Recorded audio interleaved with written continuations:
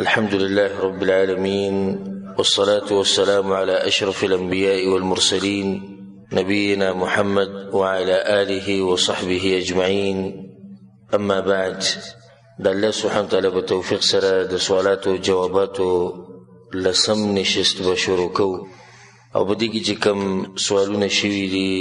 درونو او د خويندو د طرف نه، نو ان شاء الله دا غیب هم جواب ورکو. اولنی سوال په دې نشست کې هغه دا دی، یو ورور تپوس کړی دی چې څوک تاله دعوت درکړي د ولیمې د واده په خوشحالۍ کې چې کوم روټۍ او په هغې کې ټنګ ټکوري او سندري، نو دغه روټۍ حرامه ده که حلاله ده؟ د دې خوراک جایز دی او که نه؟ الجواب بالله التوفیق. دعوت چې تاله څوک درکوي د یو خوراک طرف ته، نو هغه دوه قسمه. یو دعوت د ولیمې طرف ته، هغه روټۍ ده چې هغه د واده په خوشحالۍ کې. دویم دعوت عام خوراک ته چې تاله دعوت درکوي، لکه د خپل خپلوان د ملګري چې یو بل خوا له ځي راځي. جمهور العلماء دا قول دی چې د ولیمې دعوت د دې لپاره تله لازم دی، او په هغې باندې دلایل ډېر دي. و اجابة الدعوه حدیث کې د الفاظ راځي چې سړی تا ته وایي چې د ولیمې خوراک له به راځي، نو بیا تله لازم دی، الا دی چې ته د خپل عذر په وخت کې بیان کړي، نو بیا هېڅ خبره نه. دا دویم چې کوم دی، نو دې له تله مستحب دي. عام ملګري خپل خپلوان تا ته ویل ته به راشي، نو دې له تله لازم نه خو مستحب دي. دلته خبره د ولیمې کې د ولیمې روټۍ، ولیمې روټۍ ته تله او دغه دعوت قبلول،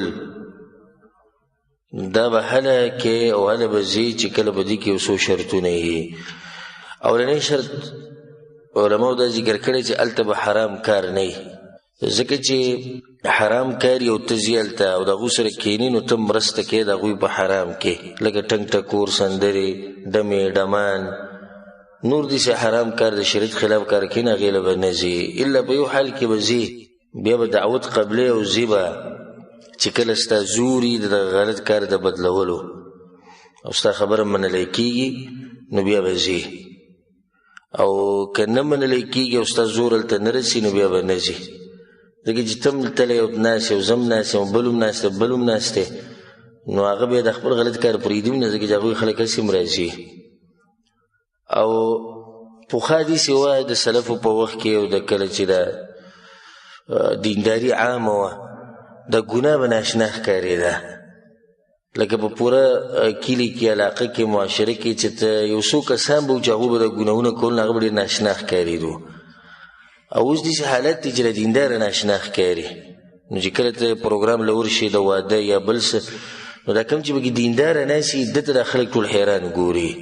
چې دا څه قسمه انسان ګوره راغلی. حالانکې پخوا داسې و چې د دیندارو کې د بېدینه به ناست و، ده ته به د خلکو تعجب په نظر کې ته ګوره ده دی په ګناهونو کې اخته دی، هغه ګناهونه چې هغه ظاهري ګناهونه خلکو ته ښکاري دي. نو که زور دې رسي صحیح ده، که زور دې نه رسي بیا مه ځه. نو دویم شرط دا دی چې دا چا چې دعوت درکړی دی به مسلمان وي، هله تله لازم دی. لکه چې حدیث کې دی چې حق المسلم علی المسلم، مسلمان په مسلمان باندې حق ته، بیا به کې رسول دا خبره ذکر کړې. نو کافر که تا ته ووایي، نو هغې له تله لازم نه دي. د کافر دعوت قبلول دا لازم نه دي. یو شرط پکې دا دی چې د خوراک به مباح وي، لکه د خوراک په خپله حرام وي. لکه اوس مثال ته دعوت درکړي، راشه د سپي غوښه یې پخ کړې ده، لکه نو اوس دې دعوت له به نه ځي، ځکه چې هلته خوراک څه دی، هغه حرام دی. دغه شان دا به کوم یو شرط دی چې د دې د لاسه تا نه چې د بل واجب کار پاتې نه شي، چې هغه د دین هم ضروري، هغه ته پرېږده ولته تلی په دعوت کې ناست. بعض علما به کې دا شرط ذکر کوي، بعض چې دا دعوت به تا له خاص درکړی، نو بیا د باندې لازم دي تله. لکه یو خو داسې هغه عام اعلان چې وکړي، وی راځي واده پروګرام دی، شپې روټۍ به زما سره، دا نه. چې تا ته ووایي، ټلیفون درته وکړي، ستا په نوم خط راولېږي، تا پسې راشي، نو دا دعوت تا ته خاص شو، نو بیا تله څه دي، بیا تله لازم دي. او د بل کې تله جایز دي. اوس راځو د رور د سوال لا چې دغه د روټۍ خوراک څنګه دي. یعنې ده ګوره ده تپوس نه دی کړی چې داسې واده له تله څنګه دي، او ما د هغې جواب وکړو چې کوم واده کې منکر کاري هغې له به نه ځي الا دا چې ستا طاقت یې. خو دا روټۍ څنګه ده؟ نو موږ دا وایو دا د بعضو عوامو دا فتوه ده، او بعض هغه مولیان چې هغوی دې مسله باندې پوه شوي نه دي او سره علم به نه هغوی دې روټۍ ته هم حرام وایي. وایي دا روټۍ څه ده؟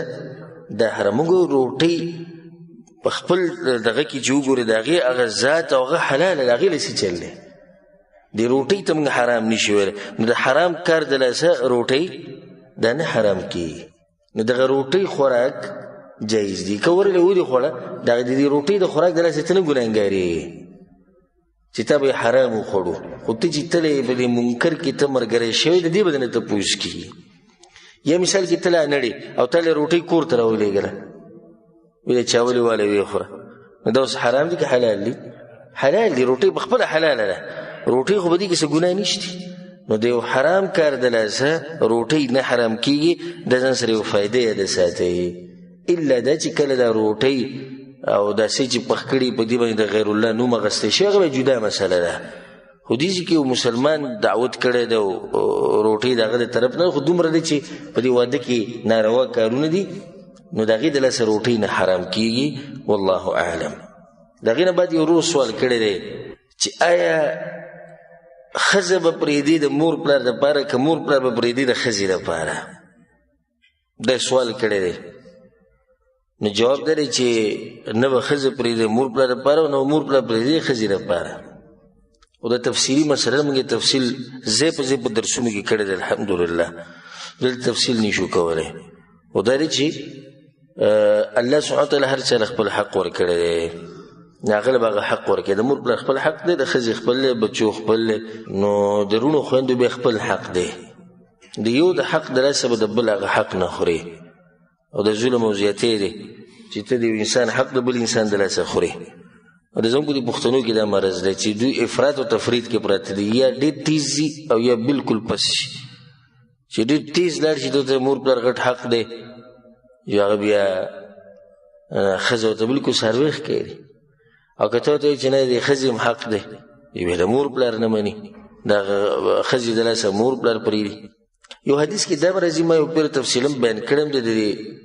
زلزلو او د عذابونو د راتلو اسباب. په دې باندې ما یو بیان کړی، په کې ما څه اسباب ذکر کړي.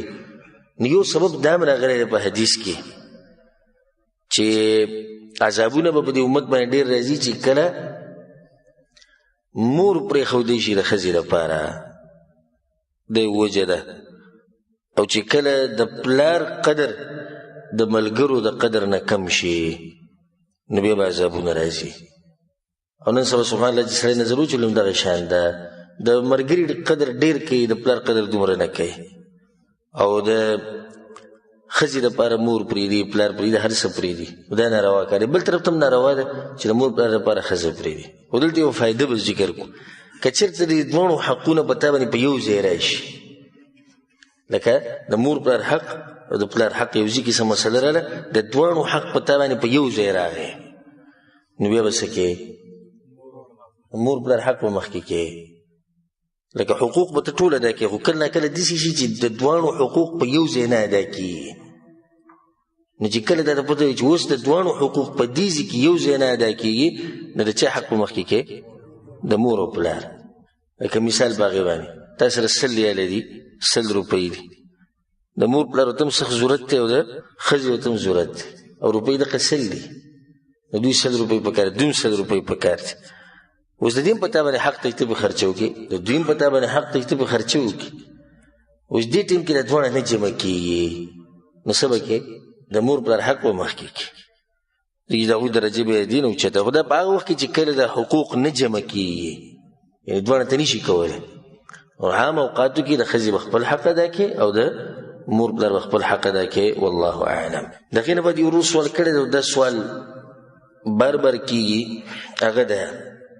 چې یو سړی ښځې ته دا ووایي که تا دا پلانې کار وکړو نو ته به په ما طلاق یې، او یا دې ونه کړو نو ته به په ما طلاق یې، او بیا دا کار وکړي یا یې ونه کړي، نو دا ښځه طلاقېږي او که نه؟ الجواب، اولنی خبره خو دا ده چې سړي له دا پکار دي طلاق نه ګپ شپ نه جوړي معمولی خبره باندې طلاق کوي او دا باز دومره کم عقل لی لکه مسله به د ملګري رواني لکه دی ورته وایي زه به دغسې د کار له نه ځم هغه ورته وایي نه زه به دی وایي نه زه نه به ځي دی وایي ځم به یا دی وایي نه ځم هغه وایي زه به که زه لاړم ښځه به راباندې طلاق ښځه غریبه په پاکستان کې نسته افغانستان کې نسته د هغې څه ګناه خپل زور ته دې سړي ته ښایي خپل زور ورته ښایه که نه د ښځې نه سره زور وباسي نو دې ته وایي مذاق کول د الله سبحانه وتعالی په دین پورې لوبې کول د الله په احکامو پورې رسول صلی الله علیه وسلم د هغه سړي په باره کې دا ویلي دي چې 3 طلاق په یو ځای ورکړي وو داسې نه دي ویلي که ما دا کار وکړو ښځه به طلاق یا که ښځې ته وایي تا دا کار وکړو ښځه ته به راباندې طلاق یو سړي صرف خپلې ښځې له 3 طلاقه په یو ځای ورکړي وو امام نسایي دا حدیث راوړی د محمود ابن لبید نه دا روایت راوړی وی چې اخبر رسول الله صلی الله علیه وسلم عن رجل طلق امرأته 3 تطليقات جميعا رسول ته ویل چې سړي خپل ښځې له 3 طلاق په یو ځای ورکړي رسول الله صلی الله علیه وسلم فقام غضبان غصه شو پاسېد وی ایلعب بکتاب الله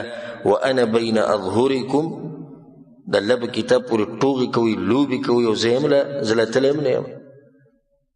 فقام رجل یو سړی پاس یا رسول الله الا اقتله مړی نه کړم رسول صلی غصه شو هغه غصه شو یا رسول الله مړی نه کړم رسول ته نو ګوره دا لکه دې سړي صرف 3 طلاق یو ځای ورکړي د هغه په باره کې دا ووایي نو چې ده په باره کې به څه ویلی دا چې د ملګرو سره لګیایي او د خپلو خپلوانو سره مسله راشي او ښځه به طلاقوي راباندې نو دا د الله د احکامو نه مذاق جوړول یاسي طلاق ورکي بیا چینګه خوله نیولې په یو مولوي صاحب پسې ځي او بل پسې ځي ما پسې پکې باز راشي خودکشي کومه وایي سره خودکشي کې بس دې مسلې په کشمکش کې اچوي چې ښځه به طلاق په هغه وخت کې سوچ نه کوو کوم وخت کې چې ځان ګرم کړی او طلاق دا ټکې دي ووایي اوس خودکشي کې اوس کله وی بیمار شیم کله وی لیونی کېږم او کله وی څه بیا به ګرځي په یو پسې به بل پسې او بیا په دغه ټیم کې دې ته هم نه ګوري چې زما مذهب جدا او ستا مذهب جدا هر مذهب مولا چې خو جز فتوا ورکړي چې دا ښځه ستا ښځه ده که یهودي ولم فتوا ورکړي خو صحیح ده خو چې مولا یې نومي بیا به کې دا قصې نه کوي او که د مانځه او د اودس او د زکات او د بله څه مسلې ورته بیان کړي به زما مذهب جدا دی او ستا جدا دی د الله نه یره پکار ده طلاق نه ګپ شپ جوړول نه دي پکار دا خو بعض حالاتو کې سړی ورکوي بیا دې مسلې له راځو چې یو سړی ښځې ته دا ووایي که تا دا کار وکړو نو ته به ما طلاقې یا تا دا کار ونه کړو نو ته به ما طلاقې او دې ښځې دا کار وکړو یې ونه کړو نو دا طلاقېږي او که نه جمهور العلماء دا وایي غالبا علما دا وایي چې دا طلاق واقع کېږي کله چې دغه شرط پوره شي لکه شرط خو ده کېښودو که نه که دا کار دې وکړو او که دا کار دې ونه کړو که دا کار مې وکړو او که دا کار ما ونه کړو چې دا شرط پوره شو نو طلاق څه شو واقع شو دا د جمهور العلماء قول دی غالبا علما دا وایي بعض محققین علما دا وایي چې نه دې کې تفصیل دی او دا قول د شیخ الاسلام ابن تیمیه رحمه الله نور محققینو دی او د دلایلو په رڼا کې هم دا راجح کاري والله اعلم چې صحیح خبره دا ده چې دې کې تفصیل دی تفصیل دا دی ای سړي نه به نیت تپوس کوو ستا نیت څه و ستا نیت څه و که د نیت ده و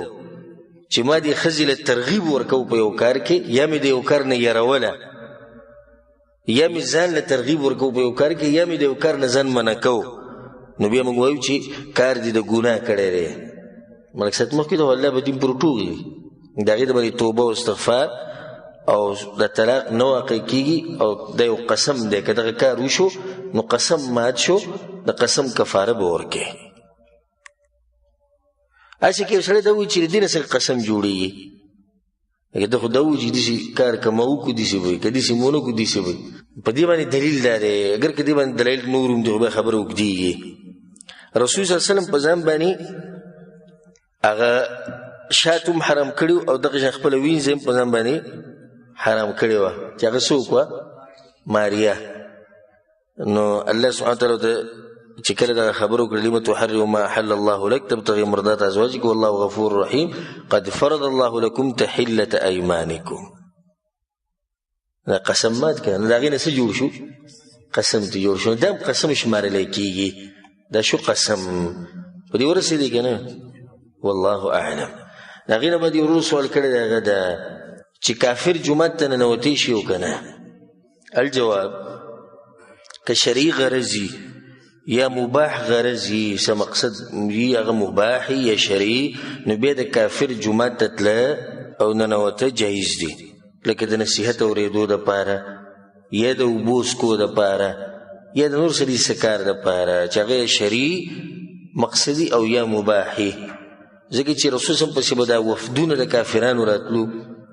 رسول صلی به سره به کوم ځای کې ملاقات کو؟ په مسجد نبوي کې به سره ملاقاتونه کول. دغه شان ثمامه چې کله راوستی شو کله چې کافر نو رسول صلی په کوم ځای کې وتړو؟ په جومات کې تللی په باغ کې کافر و. نو رسول صلی پسې به دا وفدونه راتلو، رسول صلی به دغه هم جومات ته پرېښودو دې لپاره چې دا مونځ ویني دا نصیحتونه واوري، نو بیا جایز دی. او نن سبا یو بله طریقه راوتې هغه دا چې د انګریزان او د غیر مسلمه د مسلمانانو د ملکونو ته ځي او د جوماتونو زیارتونه کوي او پټوان اخلي او د هغو سره جنکۍ یو شی بل شی، دا حرام دی. داسې قسم حالاتو کې دوی جومات ته نشي ننوتی. ما په اولو کې وایي چې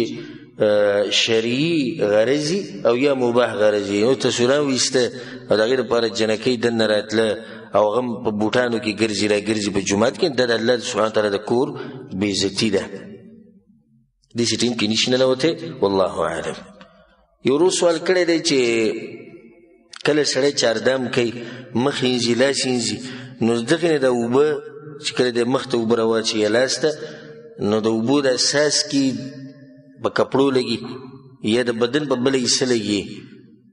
نو د دې څه حکم دی؟ جواب دا دی چې دا پاک دي. د څاڅکي چې کوم لګي د اوبو د قطرې دا پاکې دي. اولنۍ وجه خو دا دی چې دا به لازم داسې کي، یعنې څوک د داسې اودس وکړي چې دی به د اندامونه ټول اینځي او د دغه اندام نه علاوه به بل ځای باندې به څاڅکي هم د اوبو نه لګي، داسې کېدی شي چېرته؟ نشي کېدی. بل دلیل به موږ ذکر کړی و که تاسو ته یاد وي طهارت مسلې موږ مشکات په درس کې بیانولی چې رسول سلم غسل نه بعد څه چل وکړو؟ لاس یې وڅنډل داسې، نو لاس یې وڅنډې خو دغه اوبه د بدن په نورو حصو لګي که نه په کپړو به لګي، نو د اوبه پاکې دي والله اعلم. دا یو ورور سوال کړی دی چې په هغه جورابو باندې مسح کول څنګه دي چې هغه شلیدلي؟ جواب اول خو دا مسله موږ تفصیلا بیانه کړې ده الله په توفیق سره چې په جورابو باندې مسح کول جایز دي. د رسول صلی الله علیه وسلم د احادیثو په رڼا کې او د صحابه کرامو د عمل په رڼا کې او په هغې باندې ما ډېر دلایل ذکر کړي او دغه شان امام ابو حنیفه رحمه الله د قول په رڼا کې هم، ځکه چې بعض داسې خلک شته چې هغوی د رسول صلی په خبره نه مطمئن کېږي، نو بیا د چا خبر باندې مطمئن شي؟ د امام صاحب په خبر باندې مطمئن کېږي. بس بیا صحیح ده. په چې امام صاحب ویلې بیا خو صحیح ده نه، لکه پیغمبر ویلې ده. زموږ به تحقیق وکړو تپوس به وکړو نو پیغمبر خبره کوي موږ تپوس وکړو چې آیا دا زموږ په مذهب کې شته او که نه، زموږ په کتابونو کې دا مسله راغلې او که نه. نه امام صاحب بیا صحیح ده وی. ما یو ورځ د مولا سره بحث کو او ما ته وایي چې دا څنګه او دا داسې، ما ګوره د رسول صلی الله ثابت دي او هغه هم په جورابو مسح کړي ده، صحابه کرامو نه ثابت نه مطمئن کېږو. بیا ورته ما دا وایي دا خو د امام صاحب نه ثابت دي په جورابو مسح کړي، امام صاحب خو دې نه منع کړی، ما په اوله کې منع کړی، بیا د مرګ نه 7 ورځې مخکې هغه هم په جورابو باندې مسح کړی. هغه روایت امام ترمذي راوړی سندن مې ورته وښو. نو بیا ما ته څه وایي؟ والله لازم ده دغه خبره وی زما پلار یې مولا و مړو، پلار یې مړ دی، وی زما پلار به هم دا خبره کوله چې به د جورابو باندې په مسح کول د دې گنجایش دي، خو دا گنجایش چې پکې هله راویستو چې کله هغه قول یې ولید د امام صاحب مخکې گنجایش نه راوتو، ځکه چې هلته د رسول صلی خبره ذکر کړه صحابه کرامو بیا گنجایش نه راوتو. نو امام صاحب رحمه الله د مرګ نه یو څو ورځې مخکې په خپله په جورابو باندې مسح کړې ده. په جورابو باندې مسح کول جایز دي. بله ده چې ګوره هسې که موږ لږ سوچ وکړو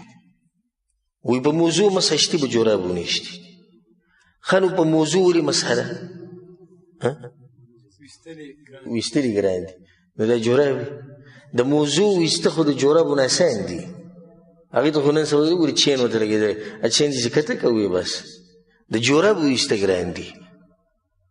ښه دویمه وجه څه ده چې په موضوع باندې مسح کې ویده د شریعت د طرف نه اسانتیا ده نو په دې غریب دې ولې ګرانه کړې دل هم دغه اسانتیا ورکړه که نه چې په موضوع کې اسانتیا شتي په جورابو کې نشته 3 جوراب ما په خپلو سترګو یو سپین ږیری لیدلی په پاکستان کې اودس مې کو چاردام او دغه سپین ږیري 3 جورابې وویستې خپې یې وینځلې 3 جوړې جورابې اچولې وه او سم یې خپې وینځې رپېدو سره نو ما کوم څه دې ته وایي دوی زموږ په مذهب کې نشته نو شریعت د اسانتیا ټوله ورکړې ده موضوع والا لپاره اسانتیا نو جوراب والا لپاره هم ده امام ابن المنذر رحمه الله بخپل کتاب الاوسط کې دنیا صحابه کرام ذکر کړي دي چې هغوی نه دا نقل دي چې په جوراب باندې مسح جایز ده لکه علي بن ابي طالب عمار بن ياسر ابو مسعود انس بن مالك عبد الله بن عمر براء بن عازب بلال بن رباح ابو امامه سهل بن سعد او نور صحابه کرام رضوان الله عليهم اجمعين اوس راځو دې مسلې له چې جوراب سوري نه په دې مسح کېږي او که نه ګوره کوم علماو چې اجازت ورکړی چې په جوراب باندې مسح جایز ده نه هغو هم یو څو شرطونه پکې ایښودي بعض شروط قرآن حدیث په رڼا کې دي او بعض شروط هغوی خپله یو رایه ده اجتهاد دی او کوشش دی نو دا شرط خو صحیح دی چې د جوراب باندې مسحله کې چې تا د چاردم نه بعد پخپو کړي دویم شرط دا دی چې د جوراب به خپله صحیح پاکي نو دریم شرط دا دی چې دا په دې مدت کې دن نه وي د مقیم دپاره 40 غنټې او د مسافر دپاره 3 ورځې 3 شپې او څلورم شرط دا دی چې یو هغه بې اودسي ده یو هغه اودسماتی دی چې د هغې د لاسه په انسان باندې چاردام لازم کیږي او یو هغه اودسماتی دی چې د هغې د لاسه په انسان باندې غسل لازم کیږي نه که په تا غسل لازم شوی نو بیا مسح نه کیږي مسح به هله کوي چې په تا باندې څه لازمي د وړوکې طهارت ته باندې لازم وړوکې طهارت چاردام ته وایي غټ طهارت نه په غټ طهارت کې مسح نه کیږي دا شرطونه دا د حدیثونو په رڼا کې دي خو بعض پکې به دا شرط لګوي چې دا به پیړي دې ته به اوبه دننه نه ځي په دې کې به دومره میله وګرځي دا به د خپې نه وځي نه دا به شفاف نه د شیخ ابن عثیمین رحمه الله نه دقه تپوس شوی نه هغه وایي چې صحیح خبره دا ده چې په دې شرطونو باندې څه دلیل نشته د حدیث نه او بله دا چې خلک ټول یو شان نه سمالدار یې څه غریبانان دي خو غریب سړی دی جوراب یې پخپو کړي د هغې کې سوری دی نو دې ته وایي ته وباسه هغه بل چې کوم هغه برابر دی ته به مسح وکړه نو څنګه ته په دې عجز باندې په دې غریب باندې دا جوراب یې لرې کې او تا سره دلیل مضبوط نشتی نه که داسې معمولي سوري پکې شوي نو هغه سحر اوس دسي چې اوس له بنډه نیمه خپه پکې ښکاري نه هغه موږ نه وایو خو اوس داسې چې لکه که چېرته معمولي ځایونه پکې سوري شوي او سړی پرې مسح کوي نو مسح به انشاءالله جایز وي والله اعلم د هغې نه بعد یو ورو سوال کړی دا چې وایي چې زموږ جومات ته بعض تبلیغیان حضرات راغلي وو هغو په بیان کې دا خبره وکړه چې پیغمبر صلی الله علیه وسلم چې کله اسمانونو ته ختلی و نو هلته یې د الله دیدن کړی و دا خبره صحیح ده و که نه الجواب امام ابن القیم رحمه الله وی امام عثمان ابن سعید الدارمی رحمه الله الدارمی رحمه الله غټ محدث تیر شوی د هغې کتاب دی الرؤیه په دې کتاب کې هغه اجماع نقل کړی ده چې د صحابه کرامو اجماع و په دې خبره باندې چې رسول صلی الله علیه وسلم په دغه شپه الله یې نه دی لیدلی دا د صحابه کرامو څه ده اجماع ده چې رسول صلی الله علیه وسلم خپل رب یې نه دی لیدلی په دې باندې څو دلایل اولنی دلیل موسی علیه السلام چې لاړ په الله سبحانه وتعالی پسې او تورات یې ورکړو قال رب ارني انظر الیک خبرې ډېرې خوښې شوې وی الله چې تا وینم الله ته تمانی شي لن تراني تمانی شي دي د لن تراني ټکی دا معلومیږي چې تما نشي دي چرته په دنیا کې شریعت او سره دنیا د قید ولې ورغو الته د آخرت لپاره آیتونه او حدیثونه ثابت دي چې الله سبحانه وتعالی بل دې کیږي په آخرت کې الله دې موږ ته نصیب کړي دا نعمت خو دنیا کې نشي. چې الله سبحانه وتعالی نور یو تجلی راښکاره شوه نو هغه غرې ریزه ریزه کړو. نو زموږ په دې بدنونو کې دومره طاقت نشي چې موږ الله وینو. دا بدنون نشي ټینګېدی د الله سبحانه وتعالی هغه نور ته. نو اولنی دلیل پیدا شو. دویم دلیل پیدا و عائشة رضی الله عنها وایي په صحیح بخاري کې دا حدیث دی: من حدثك ان محمد صلی الله علیه وسلم رأى ربه فقد كذب. چا چې تا ته دا ووایي چې رسول صلی الله خپل رب لیدلی دروغ یې ووایي. دا عائشة رضی الله عنها وایي او الله لا تدركه الابصار. دې ته دا دلیل ونیو چې نشي لیدلی په دنیا کې. دویم روایت ابو ذر غفاری رضی الله عنه دی په صحیح مسلم کې دی وایي چې ما د رسول صلی الله علیه وسلم تپوس کړی هل رأیت ربک، تا خپل رب لیدلی و؟ رسول صلی الله علیه وسلم چې نور انا راه، نور ما څنګه لیدلی وی. دا واضح دلیل. عبد الله بن عباس رضی الله عنهما ما كذب الفؤاد ما رأى، د دې آیتونو په باره کې هغه دا ویلي دي رآه بفؤاده مرتين. امام مسلم دا حدیث راوړی دی وایي څو پیرې لیدلی؟ دوه پیرې. لږ ساعت مخکې خو موږ صحابه کرامو څه ده اجماع ده چې نه دی لیدلی. عبدالله بن عباس څنګه وایي چې لیدلی دی؟ نو دا ټکی پکې یاد ساتئ. ډېرو مولیانو هم دې طرف ته سوچ نشتی او عوامو ته به دا ټکی څه معلوم شي چې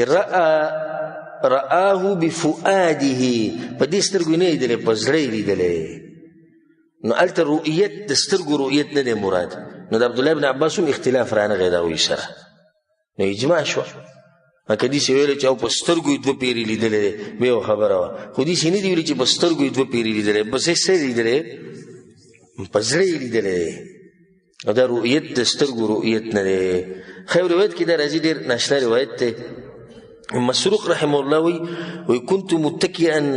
عند عائشه رضی الله عنها. وی زه عائشه نه خواته تللی وم، ډډه مې لګولې و، ناست وم. وی ما ته وی چې یا ابا عائشه، ای ابو عائشه، د هغه د زوی د هغه د لور نوم عائشه و. ثلاث من تکلم بواحده منهن فقد اعظم على الله الفريه. درې خبرې دي که چا دغه وکړي که نه په الله یې دروغ جوړ کړو. وی ما ورته چې کومې کومې دي؟ وي چې من زعم ان محمدا رأى ربه. چا چې دا وی چې رسول صلی خپل رب لیدلی په الله یې دروغ جوړ کړو. وی چې کله دا خبره وکړه وی كنت متکئا، زه ناست وم ډډه مې لګولې، فجلست، نو نیغ کېناستم. ما ورته چې ام المؤمنین صبر لږ، انظریني، ما لږ وخت راکوه، تعدیم وکوه، د خپله خبره لا مه پوره کوه. ولې الله نه دي ویلي په قرآن کې چې ولقد رآه بالافق المبین؟ بره اسمانونو په کنارو کې پیغمبر صلی الله علیه وسلم چې هغه یې لیدلی، دا ضمیر ولې الله ته نه راځي؟ او ولې الله نه وایي ولقد رآه نزلة اخرى؟ په دویم پیر بیا ولیدو. لکه بعض علما د سورة النجم د اولني دغه ایتونه چې دي دا په دې لګوي چې یعنی الله یې لیدلی. وی ما ته وی چې انا اول هذه الامه سأل عن ذلك رسول الله صلی الله علیه وسلم. زه په دې امت کې وی اولنی انسان یم چې ما تپوس کړی دی. عایشه رضی الله عنها وی چې د ایتونه نازل شو ما تپوس وکړو چې رسول الله تا خو لیدلی نه دی او الله دا وی. وی ما ته وی چې انما هو جبریل، دا خو جبریل دی. دا خبره د چا روانه ده؟ دا خو د جبریل علیه السلام روانه ده. نو بیا ما ته وی چې ته خو خپل دلیل بیانې، خو دې ته هم سوچ وکړه لا تدرکه الابصار وهو يدرك الابصار. دین استدلال وکړو عائشه رضی الله عنها. او دی وتم بیا اولی دا نوري الله سوی وما كان لبشر ان يكلمه الله الا وحيا او من وراء حجاب او يرسل رسوله. الله چرته د انسان سره داسې خبرې نه کوي چې نماز د پرده ته لرې کړي، چې خبرې ورسره کوي نو یا به د وحي په ذریعه او من وراء حجاب، اخوا د پردې نه. نو د رسول صلی خبرې د الله سره شوي دي، دا ثابت دي، خو په منځ کې څه وه؟ پرده وه، لیدلی نه دی خپل رب. نو یا به ورسره خبرې کوي د وحي په ذریعه، زړه ته به ورسره خبره وراچوي، او یا به د پردې نه اخوا او یرسل رسوله، یا به یو ملک راولېږي په ملایکو کې. او په روایت کې دا راځي په صحیح مسلم کې چې کوم روایت دی په هغې کې دا دي چې ده ورته ووایي د مسروق عایشه رضی الله عنها ته وی هل رأى محمد صلی الله علیه وسلم ربه رسول صلی الله علیه وسلم خپل رب لیدلو وی ما ته وی چې سبحان الله لقد قف شعري لما قلت په بدن مې د ویښتو درې تاج راکم تپوس وکړو او بیا دغه تفصیل ما ته وکړو امام ابن حجر رحمه الله هم د صحیح بخاري په شرح کې دا خبره کړې ده چې دلته د صحابه کرامو نه خو دغه واضح دي لکه عشره نه نور چې رسول صلی الله علیه وسلم د خپل رب دیدن نه کړي او عبدالله بن عباس نه راغلي دي چې دوه پیری لیدل دي ناغم دا ویلي دي چې دیږي کې د لیدو نه څه مطلب شو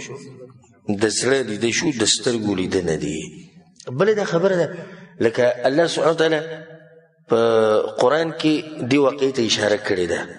رسول صلی الله علیه وسلم په حدیثونو کې تفصیلا ذکر کړی چې څه شی رسول صلی الله علیه وسلم چې برتله او دې په کې نه دي ذکر کړی چې خپل رب مې لیدل نو چې دومره هر څه ذکر کوي نو خدای به کوم ذکر کړی کنه چې ما خپل رب ولیدو الله مې ولید نه د ذکر کړي نو صحیح خبره ده چې د رسول صلی الله علیه وسلم نه دا هغه نه ثابت چې خپل رب لیدل دا دیدن نه دی شوی او په آخرت کې به مسلمانان نه والله اعلم دغه نه باندې ورو سوال کړی دی چې یو کس راته دا حدیث راولېږو د جابر رضی الله عنه چې کله به رسول صلی الله علیه وسلم په دنګ زیبانې وختو نو تکبیر به وي چې کله به کوزېدو نو تسبیح به وي سبحان الله نو یې څه مرجع ورته نه لري کړی دا حدیث شته او که نه الجواب دا حدیث په صحیح بخاري کې دی د جابر بن عبدالله رضی الله عنه روایت دی كنا اذا صعدنا كبرنا واذا نزلنا سبحنا موږ د رسول سره په سفر روانو چې دنګ زیبانې به وروختو نو تکبیر به مو وي چې به کتره کوزېدو نو څه به مو وي سبحان الله به مو وي وجه د دې دا ده چې ته کله بره وخېږي که نه ځان ته دې شي دنګ ښکاري شي او لوی ښکاري شي او زړه کې دې سره شي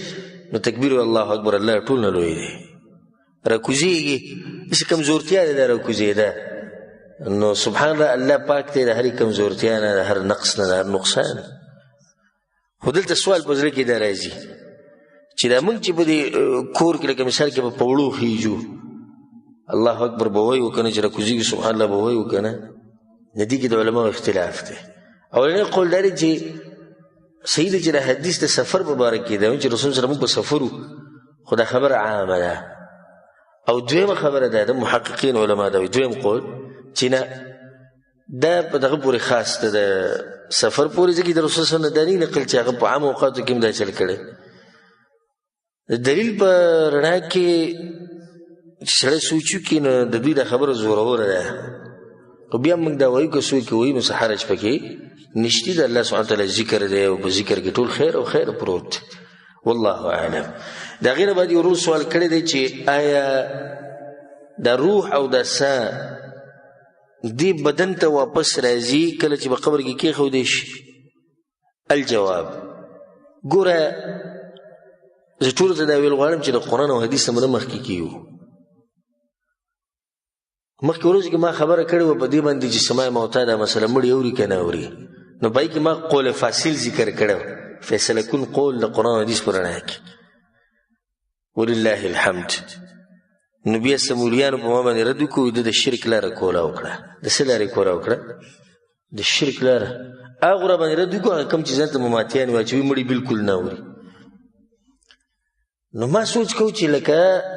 د الله بندګانو اوس حدیث کې دا راغلي دي چې دوه ملایک راشي دا انسان کینی د ده نه تپوس وکړي ستا رب څوک دی ستا دین څه دی ستا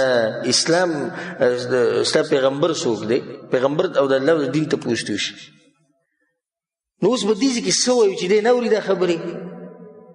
چې نه اوري نو جواب څنګه ورکوي لکه دا اوس ماشوم په دې خبره باندې پوه دی بل رسول سموي د پیزارو قدمونو هغه اواز اوري و دې سره څه وکړو یعنی د رسول د حدیثونو قینچي ګولري کو ختمې کو غزاري کو خو چې ستا د مولیانو خبره صحیح ثابتې شي رسول الله صلی الله علیه وسلم قلیب بدر وی وشي اوري واورېده کنه خو موږ هلته دا تفصیل هم کړی دی چې دا بعض اوقات دي چې دې کې اوري عام اصل قاعده څه ده نه اوري او دا پکې موږ ووي چې دغه اورېده خو بالکل نشته دا کوم چې د مشرکان ثابتوي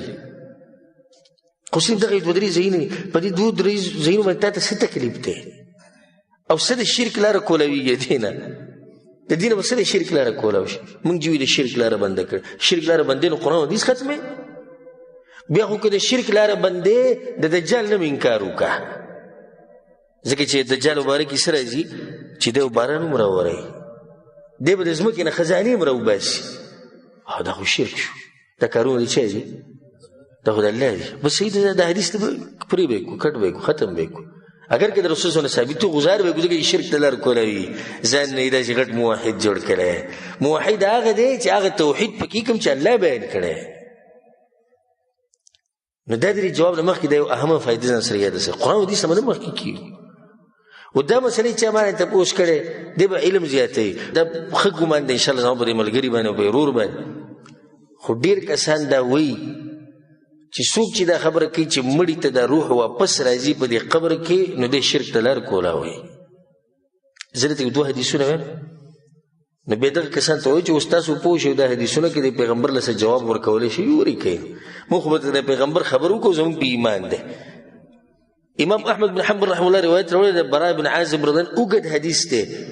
ان العبد المؤمن اذا كان في انقطاع من الدنيا واقبال من الاخر محسوس پیری بیان کړي کله چې یو بنده نیک بنده د دنیا نه